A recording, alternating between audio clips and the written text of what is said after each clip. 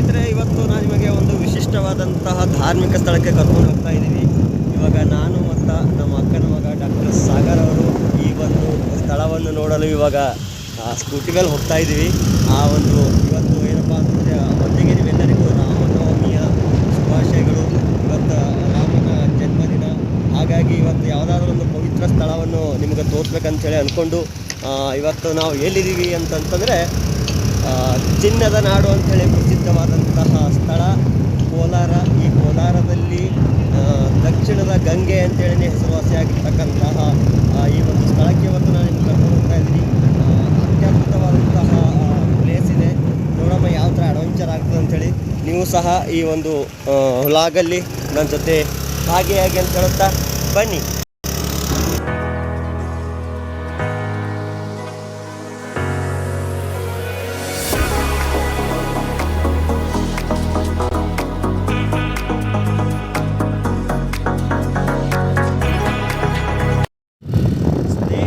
ಏನು ನೀವು ನೋಡ್ತಿದ್ದೀರಲ್ಲ, ಇಲ್ಲಿ ನೋಡ್ಬೋದು ಯಾವ ಕಡೆ ನೋಡಿದರೂ ಸಹ ಬೆಟ್ಟದಲ್ಲಿ ಬೃಹತ್ ಆಕಾರದಂತಹ ಬಂಡೆಗಳು. ಇವೆಲ್ಲ ಬಂಡೆಗಳು ಯಾವ ರೀತಿ ಇಲ್ಲಿ ಇದ್ದು ಬಂದು ಅಂತಂತಂದರೆ ಹಲವಾರು ವರ್ಷಗಳ ಹಿಂದೆ ಜ್ವಾಲಾಮುಖಿ ಉಂಟಾಗಿ ಸ್ಫೋಟವಾಗಿ ಉಂಟಾದಂತಹ ಈ ಒಂದು ಬೆಟ್ಟದಲ್ಲಿ. ಹಾಗಾಗಿ ಇಷ್ಟು ಬೃಹತ್ತಾದ ಬಂಡೆಗಳು ಇಲ್ಲಿ ನೀವು ನೋಡ್ಬೋದು. ಈ ಒಂದು ಬಂಡೆಗಳಲ್ಲಿಯೇ ನಮ್ಮ ಈ ಒಂದು ಪ್ಲೇಸಿಗೆ ನೋಡಕ್ಕೆ ಹೋಗ್ತಾ ಇದ್ದೀವಿ. ನೋಡಿ ಸ್ನೇಹಿತರೆ, ಇವಾಗ ನಿಮಗೆ ತೋರಿಸ್ತೀನಿ. ಇದು ದಕ್ಷಿಣದ ಕಾಶಿ ಕ್ಷೇತ್ರ ಅಂತರ್ಗಂಗೆ.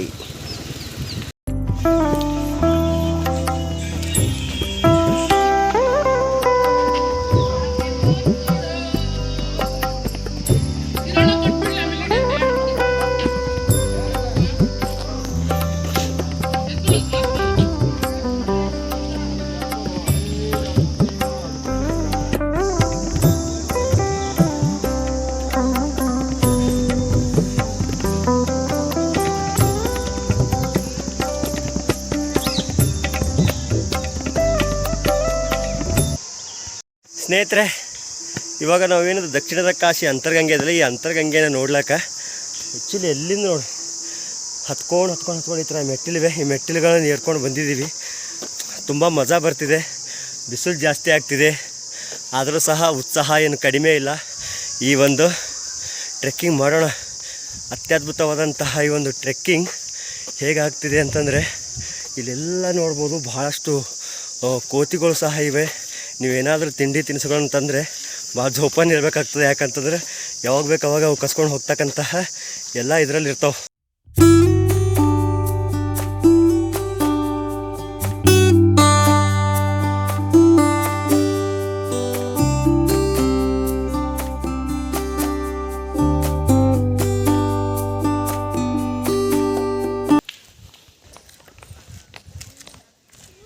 ನೋಡಿ ಸ್ನೇಹಿತರೆ, ಅದೇ ಅನ್ನ ತೀರಿಲ್ಲ ಅಂತ ಹೇಳ್ಬಿಟ್ಟು ಹ್ಯಾಂಗೆ ಹಾಕ್ಕೊಂಡು ಏನೇನೋ ತಿಂತಿದ್ದದೆ ಮಂಕಿ.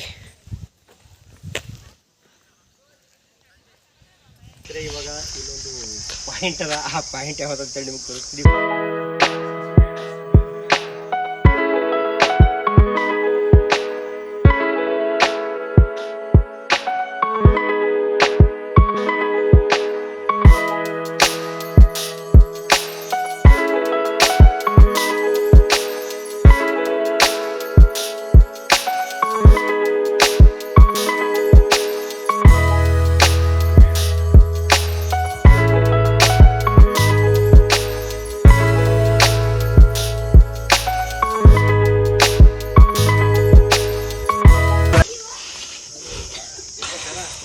ಸ್ನೇಹಿತರೆ, ಇವಾಗ ಏನೋ ಬಂದೆಲ್ಲ ಇಲ್ಲಿ ನನ್ನ ಹಿಂದ್ಗಡೆ ಏನು ಕಾಣಿಸ್ತದೆ ವ್ಯೂ ಪಾಯಿಂಟ್. ಈ ಒಂದು ವ್ಯೂ ಪಾಯಿಂಟ್ ನೋಡ್ರಿ. ಈ ಒಂದು ವ್ಯೂ ಪಾಯಿಂಟ್ ಇಲ್ಲೇ ಯಾಕೆ ಆ ವ್ಯೂ ಪಾಯಿಂಟ್ ಮಾಡ್ಯಾರ ಅಂತಂದ್ರೆ ಅದಕ್ಕೆ ರೀಸನ್ ನೋಡಿ ತೋರಿಸ್ತೀನಿ ನಿಮ್ಗೆ. ಇಲ್ಲಿ ನೋಡ್ರಿ ಬಂಡೆಗಳು. ಇಲ್ಲಿ ಕೆಳಗಡೆಯಿಂದ ಎಂತೆಂಥ ದೊಡ್ಡ ಬಂಡೆಗಳು ಸೇರಿ ಇದು ಒಂದು ದೊಡ್ಡ ಹೈಟಿಗೆ ಒಂದು ವ್ಯೂ ಪಾಯಿಂಟ್ ಆದಂಗೆ ಆಗ್ಯದ. ಅದಕ್ಕೆ ಅವ್ರು ಏನು ಮಾಡ್ಯಾರ, ಪ್ಲ್ಯಾನ್ ಮಾಡಿ ಇದೆಲ್ಲ ಒಂದು ವ್ಯೂ ಪಾಯಿಂಟ್ ಮಾಡಿ ಇದು ಮಾಡ್ರಿ. ಇಲ್ಲಿ ನೋಡ್ಬೋದು ಸಖತ್ ವ್ಯೂ ಅದ.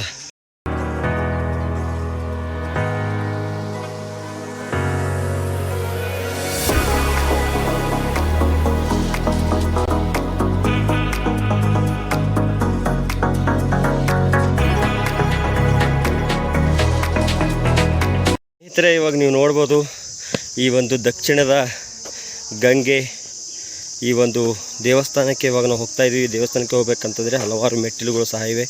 ಈ ಮೆಟ್ಟಿಲುಗಳ ಮಧ್ಯೆ ನೀವು ನೋಡ್ಬೋದು ಇವಾಗ ಬೇಸಿಗೆ ಇರುವುದರಿಂದ ಯಾವುದೇ ರೀತಿಯಾದಂತಹ ಹಸಿರು ನಿಮಗೆ ಕಾಣಿಸ್ತಿಲ್ಲ. ಬಟ್ ಪ್ರಕೃತಿ ಮಡಿಲಿನಲ್ಲಿ ಒಂದು ಚಾರಣ ಮಾಡೋಣ ಬನ್ನಿ. ಈ ಅಂತರ್ಗಂಗೆಯನ್ನು ನೋಡಲು ನನ್ನೊಟ್ಟಿಗಿದ್ದಾನೆ ನಮ್ಮ ಡಾಕ್ಟರ್ ಸಾಗರ್. ಹೇಗೆ ಅನ್ಸತ್ತಣ್ಣ? ಸುಸ್ತಾಯ್ತು ಇಷ್ಟಕ್ಕೆ?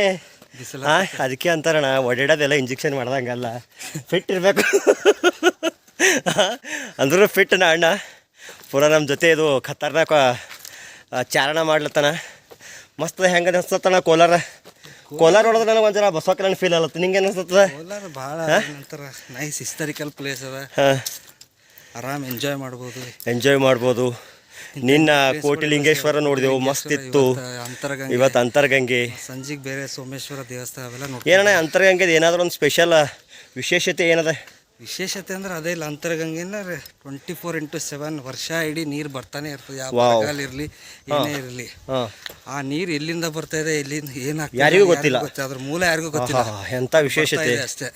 ಗ್ರೇಟ್. ನೋಡಿ ಸ್ನೇಹಿತರೆ, ಮಳೆಗಾಲ ಇರಲಿ, ಚಳಿಗಾಲ ಇರಲಿ, ಬ್ಯಾಸಗಿ ಇರಲಿ, ಅದು ಬರಗಾಲೇ ಇರಲಿ, ಆದರೆ ಈ ಒಂದು ಅಂತರ್ಗಂಗೆಯಲ್ಲಿ ನೀರು ಯಾವತ್ತೂ ಕಡಿಮೆ ಆಗಿಲ್ಲ. ಸದಾಕಾಲ ಇಲ್ಲಿ ನೀರು ಹರಿತಾ ಇರ್ತದೆ. ಈ ಒಂದು ಸ್ಥಳದ ವಿಶೇಷತೆಯೇ ಅದಾಗಿರ್ತದೆ. ಬಟ್ ಅದು ಇನ್ನೊಂದು ಏನಂತಂದ್ರೆ, ಆ ನೀರು ಎಲ್ಲಿಂದ ಬರ್ಲತ್ತದ, ಯಾಕೆ ಬರ್ಲತ್ತದ, ಅದು ಅನ್ನೋದು ಇನ್ನೊಂದು ತಕ್ಕ ಅದ್ರ ಮೂಲ ಯಾರಿಗೂ ಗೊತ್ತಾಗಿಲ್ಲ. ಹೀಗೆ ಟ್ರೆಕ್ಕಿಂಗ್ ಮಾಡ್ತಾ ಹೋದರೆ ಮುಂದೆ ನಿಮಗೆ ಏನಾದರೂ ಆಯಾಸ ಆದರೆ ಅಲ್ಲಿ ಕುಡಿಯೋಕೆ ಮಿಡಲಲ್ಲಿ ನಿಮಗೆ ಜ್ಯೂಸ್ ಸಹ ಸಿಗುತ್ತದೆ.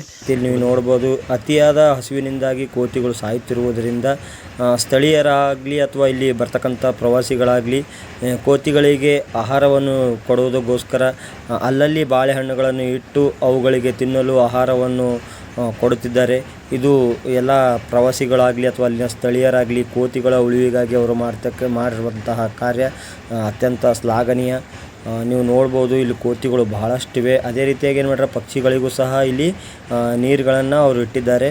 ನಿಮ್ಗೆ ತೋರಿಸ್ತೀನಿ ನೋಡ್ರಿ. ಈಗ ಪಕ್ಷಿಗಳಿಗೆ ಯಾಕೆ ನೋಡಿ, ಇಲ್ಲೆಲ್ಲ ಏನು ದೀಪದ ಇದೆಯಲ್ಲ, ಈ ದೀಪದ ಇದರಲ್ಲಿ ಪಕ್ಷಿಗಳಿಗೂ ಸಹ ಅವ್ರು ಏನು ಮಾಡ್ಯಾರ ಅಂತಂದ್ರೆ ನೀರಿಟ್ಟು ಪಕ್ಷಿಗಳಿಗೂ ನೀರಿಂದ ಏನಪ್ಪ ಅಂತಂದರೆ ಬೇಗೆಯಿಂದ ಅವನ್ನ ಬದುಕಿಸುವಂಥ ಎಲ್ಲ ಪ್ರಯತ್ನಗಳು ಇಲ್ಲಿ ಪ್ರವಾಸಿಗರಾಗಲಿ ಅಥವಾ ಇಲ್ಲಿ ಸ್ಥಳೀಯರಾಗಲಿ ಮಾಡ್ತಾಯಿದ್ದಾರೆ.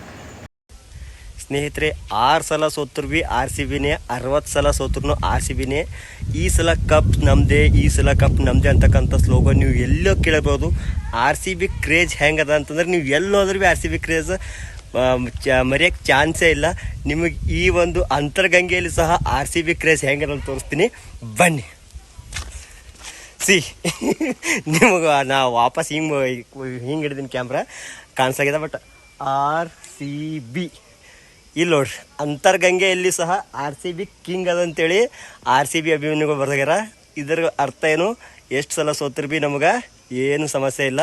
ನಮ್ಮ ಅಭಿಮಾನ ಯಾವತ್ತೂ ಸಹ RCBಗೆ ಇರ್ತದೆ. RCB ನಮ್ಮದು. ಜೈ RCB, ಜೈ RCB, ಜೈ ಜೈ ಜೈ ಜೈ RCB. ಏನಂತೂ CSK ಅಂಕಲ್ನ ಹೊಡಿತೀವಿ ಸುಬ್ಬಿ. ಜೈ RCB. ಹಿಂಗೆ ನೀವು ನಡ್ಕೊಂಡು ಬಂದರೆ ಇಲ್ಲಿ ಪುರುಷರ ಶೌಚಾಲಯಕ್ಕೆ ಹೋಗ್ಬೇಕಂತಂದರೆ 2 ರೂಪಾಯಿ ಇದೆ, ಮಲ ವಿಸರ್ಜನೆಗೆ 5 ರೂಪಾಯಿ ಇದೆ.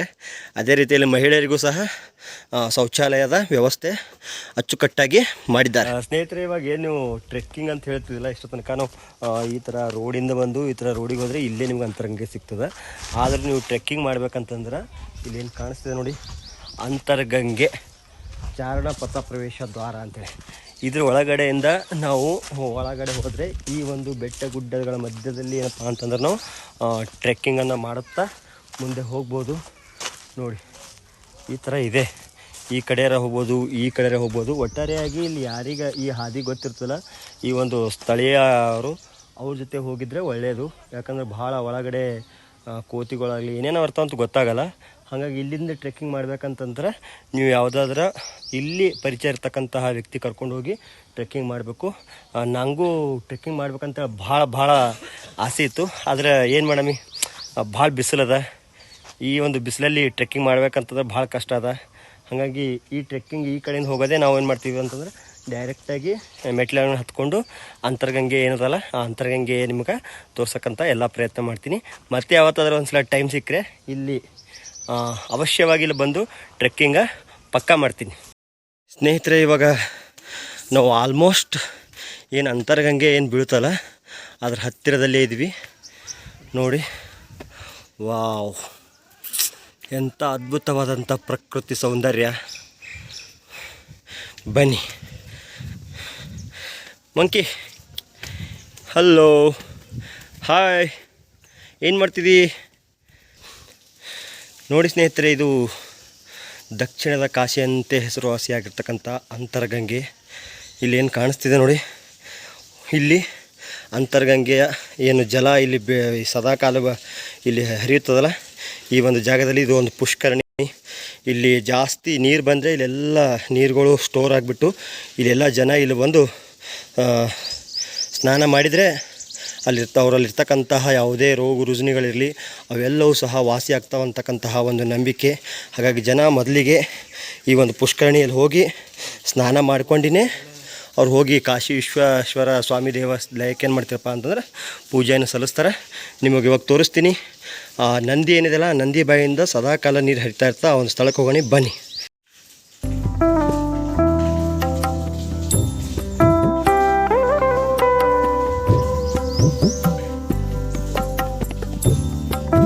ಬನ್ನಿ ಸ್ನೇಹಿತರೆ, ಇವಾಗ ನಾನು ನಿಮಗೆ ತೋರಿಸ್ತೀನಿ ಸದಾಕಾಲ ಏನು ನೀರು ಹರಿತಾವಲ್ಲ ಆ ನೀರು ಹರಿಯುವಂತಹ ಆ ಒಂದು ಸ್ಥಳನೇ ಇದೆ. ವಾವ್, ನೋಡಿ, ಎನಿ ಟೈಮ್ ಯಾವುದೇ ಕಾಲ ಇರಲಿ ಈ ಒಂದು ಸ್ಥಳದಲ್ಲಿ ಸದಾವಾಗಿ ಈ ಥರ ಹರಿತಕ್ಕಂತಹ ಈ ಒಂದು ಸ್ಥಳ, ಇದನ್ನೇ ಅಂತರ್ಗಂಗೆ ಅಂತ ಕರೀತಾರೆ. ನೋಡಿ ಯಾವ ಥರ ಬರ್ತಿದೆ ಅಂತ ಹೇಳಿ.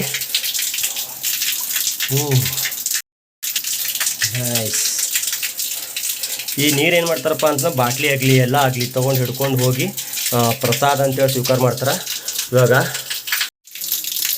ಸ್ನೇಹಿತರೆ, ಇವಾಗ ಏನು ಅಂತರ್ಗಂಗೆ ಹರಿತಿದೆಯಲ್ಲ, ಇಲ್ಲಿ ನೋಡಿ ಯಾವ ಥರ ಮೇಲ್ಗಡೆ ನೀರು ಬರ್ತಾವ. ಈ ಪವಿತ್ರವಾದಂತಹ ಗಂಗಾಜಲ ಮೂಲವನ್ನು ಇಲ್ಲಿ ತನಕ ಯಾರಿಗೂ ಗೊತ್ತಿಲ್ಲ, ಬಟ್ ಈ ನೀರು ಪವಿತ್ರವಾದ ಅಂತ ಹೇಳ್ತಾರೆ. ಹಾಗಾಗಿ ನಾವು ಈ ಒಂದು ಪವಿತ್ರ ಜಲವನ್ನು ಸ್ವೀಕಾರ ಮಾಡೋಣ. ತೆಂಗಿ ನೀರಿದ್ದವ,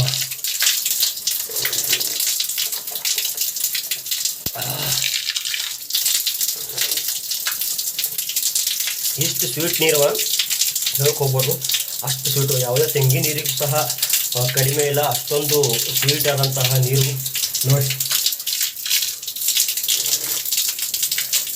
ಸ್ನೇಹಿತರೆ, ಏನು ಪುಷ್ಕರಣಿ ಅದಲ್ಲ, ಈ ಸದಾ ಇರ್ತಕ್ಕಂಥ ನೀರು ಈ ಪುಷ್ಕರಣಿಯಲ್ಲಿ ಸ್ಟೋರ್ ಆಗಿಬಿಟ್ಟು ಇಲ್ಲಿ ಏನು ಮಾಡ್ತಾರೆ ಜನ ಸ್ನಾನ ಮಾಡ್ತಾರಲ್ಲ, ಸ್ನಾನ ಮಾಡಿ ಇವಾಗ ಅವರು ಬಟ್ಟೆಯನ್ನು ಚೇಂಜ್ ಮಾಡ್ಬೇಕಂತಂದರೆ ಅದಕ್ಕೂ ಸಹ ಇಲ್ಲೊಂದು ರೂಮ್ ಇದೆ. ನೀವು ತೋರಿಸ್ತೀನಿ ಬರ್ರಿ ರೂಮ್ ಹೇಗದಂತೆ.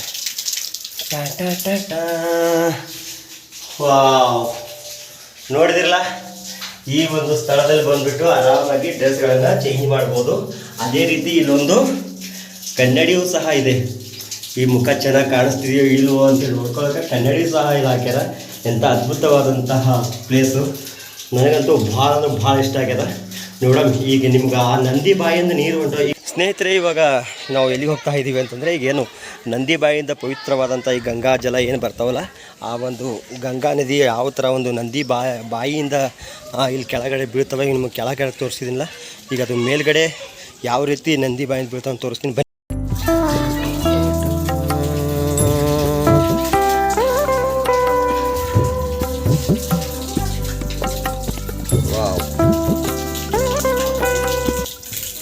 ಎರಡು ನಂದಿಗಳವ, ಈ ನಂದಿಗಳು ಮಧ್ಯದಾಗೆ ಒಂದು ತೂತ ಅದಾವಳು, ಈ ತೂತಿನಾಗಿಂದೆ ಹೊಂಟವು.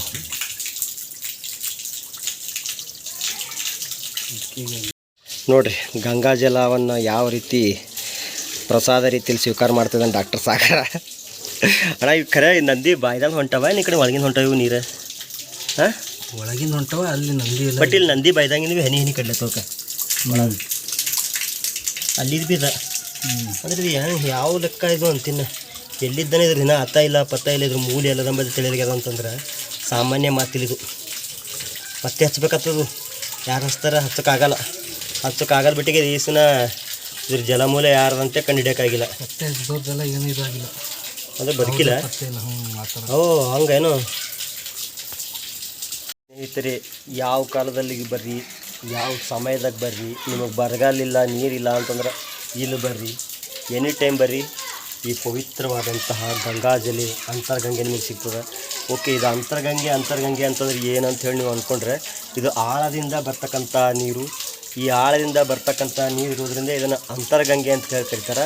ಅದೇ ರೀತಿ ಈ ಒಂದು ಸ್ಥಳಕ್ಕೆ ದಕ್ಷಿಣದ ಕಾಶಿ ಅಂತ ಹೇಳಿ ಕರೀತಾರೆ. ಇದು ಯಾವ ನದಿಯಿಂದ ಬರ್ತದೆ ಅಂತಂದರೆ ಇದು ಗಂಗಾ ನದಿಯಿಂದ ಬರ್ತದೆ. ಈ ಒಂದು ಬೆಟ್ಟದ ಆಳದಿಂದನೇ ಈ ಗಂಗಾ ನದಿಯಿಂದ ಹರಿತದೆ. ಆ ಗಂಗಾ ನದಿ ಎಲ್ಲಿಂದ ಹರಿತದೋ ಏನೋ ಗೊತ್ತಿಲ್ಲ, ಬಟ್ ಆ ಗಂಗಾ ನದಿ ನೀರು ಇಲ್ಲಿ ನೀರವ ಅಂಥೇಳಿ ಜನ ಹೇಳ್ತಾರೆ. ಇಂದಿಗೂ ಸಹ ಈ ನೀರು ನಿಮ್ಮ ಕಣ್ಣೆದುರಿಗೆ ಕಾಣಿಸ್ತಿದೆಯಲ್ಲ, ಹರಿತಾ ಇವೆ ಎನಿ ಟೈಮ್, ಆಲ್ವೇಸ್.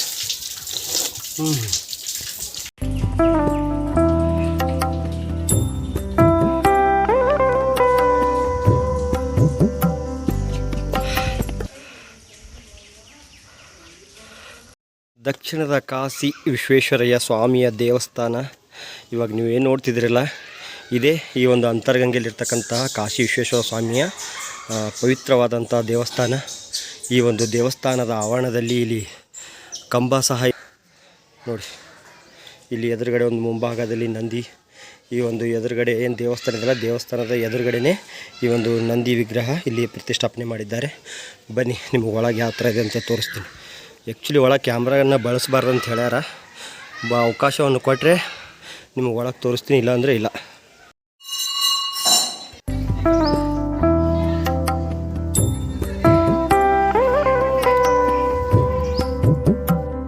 ಸ್ನೇಹಿತರೆ, ಈ ಒಂದು ಕಾಶಿ ವಿಶ್ವೇಶ್ವರ ಸ್ವಾಮಿ ದೇವಾಲಯ ಏನಿದೆಯಲ್ಲ, ಇದು ಚೋಳರ ಕಾಲದಲ್ಲಿ ನಿರ್ಮಿಸಿದಂತಹ ದೇವಾಲಯ. ಇಂದಿಗೂ ಸಹ ಅವ್ರು ಯಾವ ಥರ ಒಂದು ಆ ಕಾಲದಲ್ಲಿ ನಿರ್ಮಾಣ ಮಾಡಿದ್ದಾರಲ್ಲ, ಅದೇ ಕಾಲದಲ್ಲಿಯೂ ಇದೆ. ಸ್ವಲ್ಪ ಸುಣ್ಣ ಗಿಣ್ಣ ಹಚ್ಚಿ ಸ್ವಲ್ಪ ಇದು ಮಾಡಿದ್ದಾರೆ. ಅದಕ್ಕೆ ಬಿಟ್ಟರೆ ಇದು ಆ ಒಂದು ಕಾಲದಲ್ಲಿಯೇ ನಿರ್ಮಾಣವಾದಂತಹ ಈ ಒಂದು ಕಾಶಿ ವಿಶ್ವೇಶ್ವರ ದೇವಾಲಯ. ನೀವೇನು ಕಾಶಿ ವಿಶ್ವೇಶ್ವರ ದೇವಾಲಯಕ್ಕೆ ಹೋಗ್ತಿರಲ್ಲ, ಆ ಒಂದು ಕಾಶಿ ಇದು ದಕ್ಷಿಣದ ಕಾಶಿ ಅಂತೇಳಿ ಹೇಳ್ತಾರೆ. ಶ್ರೀಮನ್ಮಹಾದೇವಾಯ ನಮಃ. ಶ್ರೀಕಾಶಿ ವಿಶ್ವೇಶ್ವರ ಸ್ವಾಮಿ ದೇವತಾ ವರಪ್ರಸಾದ ಸಿದ್ಧಿರಸ್ತು. ನನ್ನ ಹೆಸರು ಚಂದ್ರಶೇಖರ್ ದೀಕ್ಷಿತ್ ಅಂತ ನನ್ನ ಹೆಸರು. ಇಲ್ಲಿ ನಾವು ಅರ್ಚಕರಾಗಿದ್ದೇವೆ.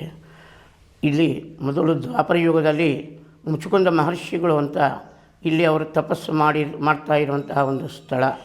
ಅವರು ತಪಸ್ಸು ಮಾಡ್ತಾ ಇದ್ದ ಕಾಲದಲ್ಲಿ ಈ ಕಲಿಯುಗ ದ್ವಾಪರ ಯುಗ ಅಂತಿಮವಾಗಿ ಕಲಿಯುಗ ಪ್ರಾರಂಭವಾಗ್ತಾ ಬಂದಾಗ ಆಗ ಮಹರ್ಷಿಗಳು ಯೋಗ ದೃಷ್ಟಿಯಿಂದ ನೋಡಿ ಅವರು ಈ ಕಾಶಿ ವಿಶ್ವೇಶ್ವರ ಸ್ವಾಮಿ ಶಿವಲಿಂಗವನ್ನು ಈ ಸ್ಥಳದಲ್ಲಿ ಪ್ರತಿಷ್ಠಾಪನೆಯನ್ನು ಮಾಡಿದ್ದಾರೆ.